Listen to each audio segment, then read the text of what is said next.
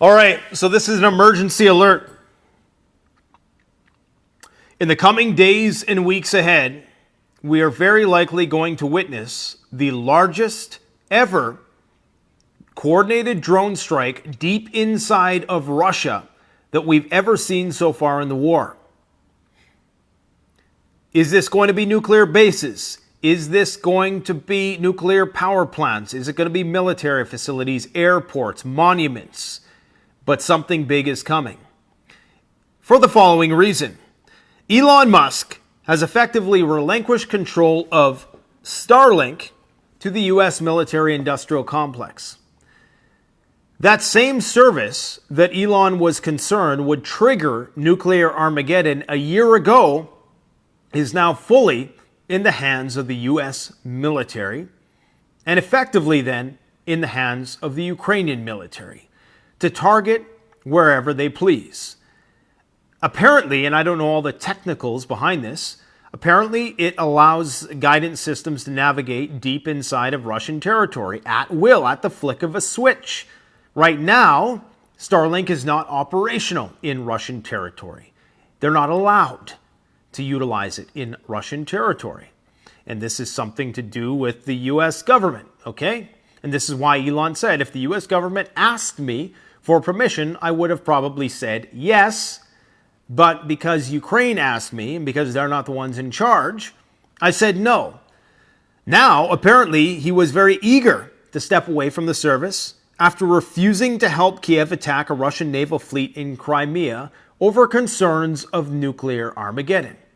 So perhaps he just trusts in the decision-making capabilities of the U.S. military even more.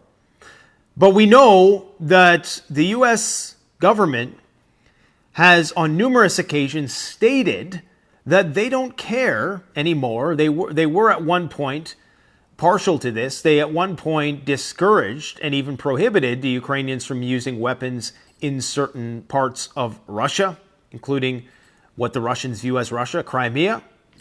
But now, apparently, the gloves are off. And Anthony Blinken came out the other day and said, we don't really care. It's up to Ukraine how they use the tools that we provide them. Effectively green-lighting attacks deep inside of Russian territory. My friends, the ultimate result of this is going to be, if the capability is true, again, I don't know the extent. Is it overhyped in terms of Starlink's capability to help the guidance systems of these drones that can now go 700-800 kilometers deep all the way up to St. Petersburg from Ukraine? Is it going to be that much of a force multiplier and a game changer? If it is, then we are going to see a massive drone attack, and we're going to see it relatively quickly. It could be happening as I'm making this video. Because if you believe what the pro-Russian analysts are saying, then Ukraine is on the back foot. Now, again, if you believe what the Ukrainians are saying, then you believe Russia's on the back foot. But if Ukraine is on the back foot, they have no choice but to do some sort of provocation like this, something to save face, some Pyrrhic victory to take attention away from the failed counteroffensive going into fall. And it's going to be a long, cold winter in Ukraine. I'm concerned that the Russians are going to have no choice but to respond to this attack that will likely utilize Starlink, that will be turned on intermittently over Russia as Ukraine deems fit to coordinate their attacks. They're going to start trying to shut down Starlink. The problem is there are thousands of these low Earth orbit satellites. And I'm presuming that right now the Russians don't have a cost-effective, emphasis on cost-effective way on shooting these satellites down. Each Starlink satellite, I'm not sure how much it's worth, but it can't be that much. And it's probably worth, a lot, but in terms of how much satellites typically are worth, because there are tens of thousands of them, as far as I know, or at least that's the goal. Is Russia going to have a way of dealing with these things kinetically? Are they going to deal with it in cyberspace? Are they going to deal with it by hacking them, cyber attack? Are they going to use some kind of electronic warfare? Are they going to use laser weapons? And that's, it's possible. They'd have to probably do it from a plane or something like that, because the laser, the energy required, you can't probably do it from the ground, at least as far as we know anyways. So they're going to have to respond. And how they respond will dictate how this thing escalates. But if I was a betting man, which I am to some extent, which is why I'm a prepper, but you don't even have to. It's not a gamble right now that shit hits going to hit the fan. I mean, the odds are on shit hits the fan. And if people aren't placing their bets appropriately, then that's on you at this point. If I'm a betting man, I think that they're going to have no choice but to start neutralizing these things. Now that Starlink in that capability has been absorbed by the U.S. military, so to speak, how is that going to be adjudicated in an international court of law, if there is one, is anybody's best guess. I mean, is it going to be an act of war? I don't know. Maybe somebody who knows stuff about that can let us know in the comment section below what the course of events would be if Russia shot down satellite, because I think we're getting close to that point. I mean, Elon tries to be buddy-buddy with the Russians on Twitter by allowing Medvedev to voice his opinions on there, but eventually the Russians are going to start getting very cautious of that as well. And I think they're going to start to wash their hands of anything that Elon is currently involved with, possibly even the Chinese and Tesla's operations there. Because understand that if Elon relinquished control of Starlink, Elon, I ask you, and I suspect that maybe, just maybe, Elon has come across one of my videos. I mean, we got what, like 300 million views or something like that? Maybe one of those views one day he came across. Maybe by a stroke of luck he'll be watching this one. What's going to happen, Elon, when they say, we want control of Twitter because it's a national security threat? What's going to happen, Elon, when they say, we want control of Tesla because that AI autonomous vision system that you are creating with your dojo and all that, yeah, we want to integrate that into our military vehicles. And you're going to comply. They bring them in the back room with the shadowy figures, and probably wouldn't take too long for that canary to sing. What's going to happen when SpaceX wants full military integration?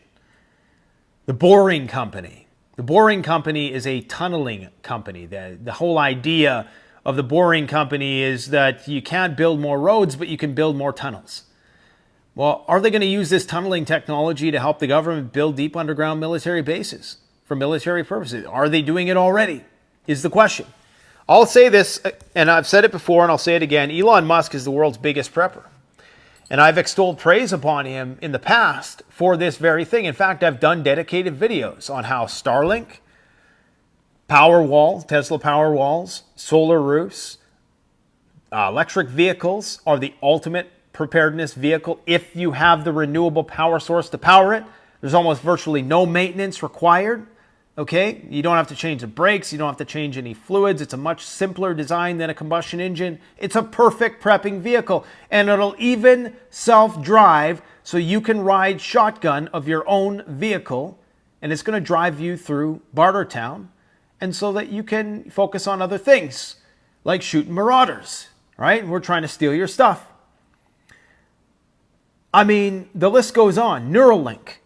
This guy was a pioneer in PayPal. OpenAI, pretty much every domain of the concrete matrix that we find ourselves in, Elon Musk has had a hand in. He's been at the forefront of almost every possible thing. The question is, when the government comes knocking, is Elon Musk going to start talking? Twitter should be a big concern. Back in communist China in the 60s, I believe, what was it called? The Summer of Flowers campaign or something like that. Chairman Mao decided, you know what? We want to encourage everybody to speak their mind. We want to make people feel free enough to speak their mind so that 1 year later we can come and crack the hell down and take out anybody who was a dissenting voice when they thought they had the freedom to do so. Is that what Twitter is? Is this whole Tony Stark thing just being a utility towards the end of the draconian future that awaits, and Elon Musk is just being used? Because I genuinely think based on Elon's body language and just, I genuinely think he's an authentic guy.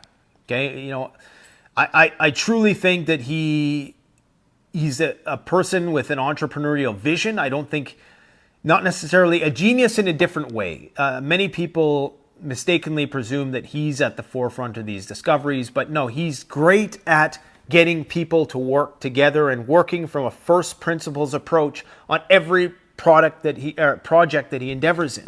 That's why he's a genius. He has a vision, okay, and then he can bring people together who are smart and smarter than him in many cases to build this vision. But is that just going to be used by the powers that be, whoever they might be? Yes, it will.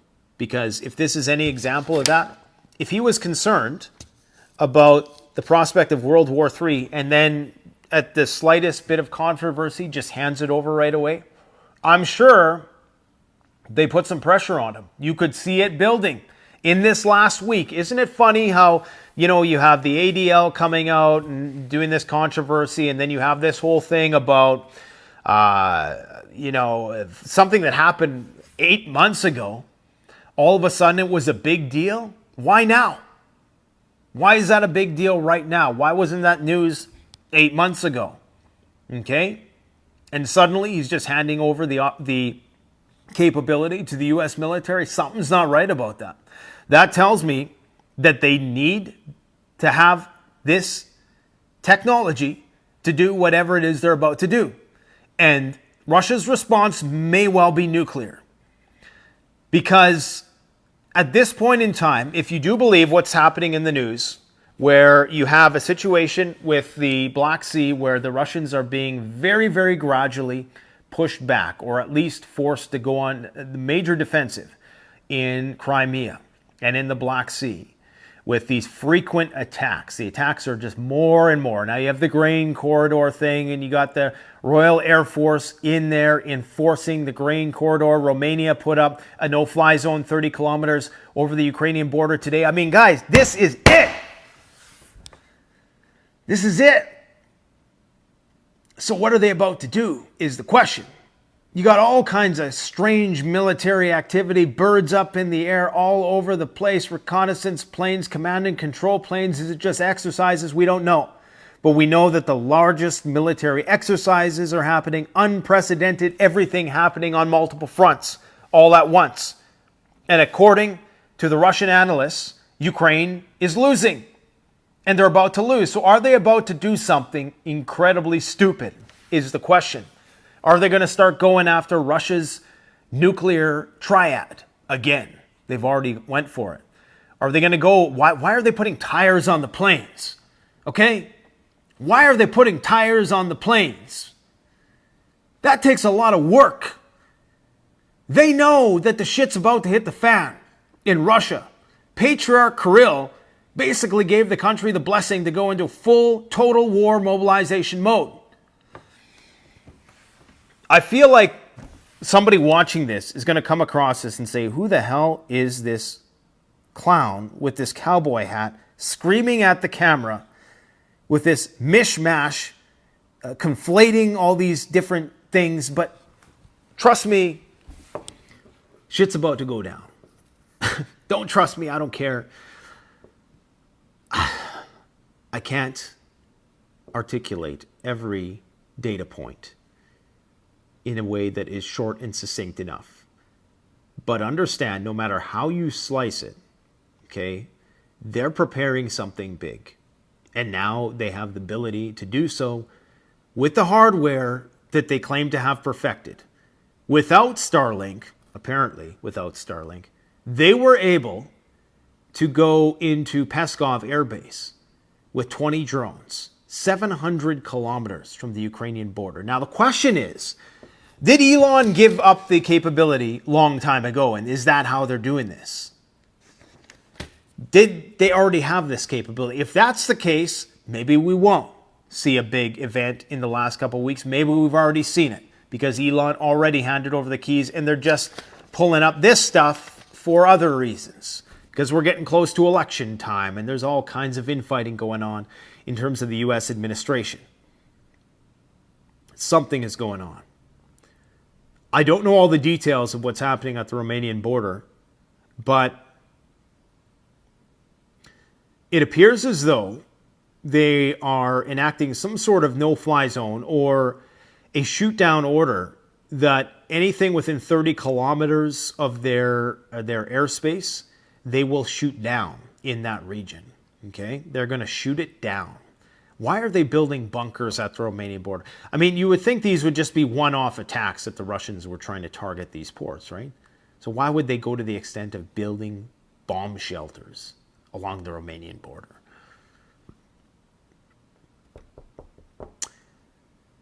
All this stuff you see behind me, I hope I never have to use it in the way that we typically talk about things on this channel. It's all great stuff to have. It's all stuff I've used before, believe it or not. As clean as it might look. That bug out roll back there, that's a great thing to have in the wilderness. You just hang it on a tree and you got all your stuff in visual range. It is built for the elements. We make them here in Saskatoon, Saskatchewan. Survival shovel, I may have to use it someday. That Umarex airbow. The Wetterhall axe. Oh, this is my favorite axe, man. And Starlink. Now I have my reservations about Starlink. Because Elon just basically said, here, government, you can do whatever you want with Starlink. Think about that. Communications. Commerce with PayPal. Who Peter Thiel and whoever else runs that operation. It's already in the CIA bag. SpaceX, Neuralink, brains in your head, OpenAI, The Boring Company, Tesla. They're going to be putting that vision technology that's being developed in the cars. You see, it's not just what people don't understand. Tesla is a brain. Like every car is like a neuron in the brain, and it's all out there collecting data, okay? And it's an amazing I mean, it's freaking amazing. It's absolutely mind-blowing. But mark my words, that tech is going to be integrated into the military equipment as soon as it's ready to go. And not only that, the visual system, the visual identification system that they're building will be in a robot. That's the whole point with their silly little Tesla bot thing. No, never mind that. They're just going to take that software, they're going to put those eyes and ears on the robots, and it's game over. And then you put AI on top of that, you find new alternate energy sources on top of that are more dense in their power generation. It's game over. It's game over for us. So that's why we got one foot in the door of each world. You got to be up to date. You got to, as much as I fear the draconian future that awaits, you have to be up to date. You don't want to be the old person that doesn't know how to use a remote controller. Okay? You got to keep up to date. You got to watch the trending page. You got to understand the cultural trends to know what you're up against. All right? So try to play both sides of the fence. Be ready for Mad Max, but also be ready for Cyberpunk. Yeah, you get your little Bitcoin, you get your gold, and most of all, you get your gear. All right, my friends,